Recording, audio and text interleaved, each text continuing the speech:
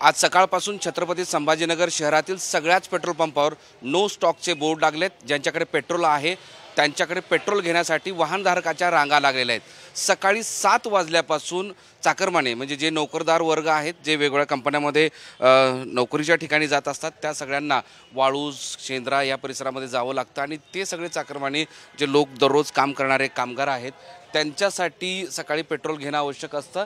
मात्र सकाळपासून पेट्रोल मिळत नसल्यामुळे अशा पद्धतीनं टू व्हीलरच्या रांगा लागलेल्या आहेत। हे छत्रपती संभाजीनगर शहरातील कांचनवाडी परिसरातलं चित्र आहे। त्या पेट्रोल पंपावर सकाळपासून लोक थांबलेले आहेत की पेट्रोल मिळेल। त्याचबरोबर इकडच्या बाजूला मोठे वाहनं आहेत जे डिझेल पेट्रोल भरण्यासाठी आहेत, त्यांनाही सुद्धा पेट्रोल मिळत नाहीत आणि ही रांग अशीच जवळपास अर्धा किलोमीटर अंतरावर आहे। त्यावर शेतीसाठी काम करणारे जे ट्रॅक्टर्स आहेत ते सुद्धा इथं थांबलेले आहेत की त्यांना असं वाटतं की पेट्रोल डिझेल आपल्याला मिळेल आणि पेट्रोल डिझेल मिळाल्यानंतर आपण ते काम करू शकतो। बघा ही संख्या आहे, लोकसुद्धा बराच वेळ थांबलेले आहेत की एवढा वेळ थांबलोय, पेट्रोल देणं सुरू करा।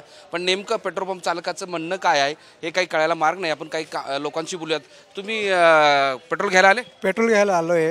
रात्री 8 वाजेपासून आम्ही थांबलेलो आहेत, पण रात्री 8:30ला बंद झालं। लोकांनी दंगमस्ती केल्यामुळे बंद केला, त्याच्यामुळे मालकाला बंद करावं लागलं आणि सकाळी 6 वाजेपासून आम्ही आलेलो आहेत। आता मालक म्हणतात चालू करणार आहे म्हणतात। तुम्ही कधीपासून आले? आम्ही सकाळी 7 वाजता आलेलो आहे। आम्ही रात्री भी आले होते, पर तिने पेट्रोल नहीं टाकलं होतं आम्हाला कामाला जायचे साहेब।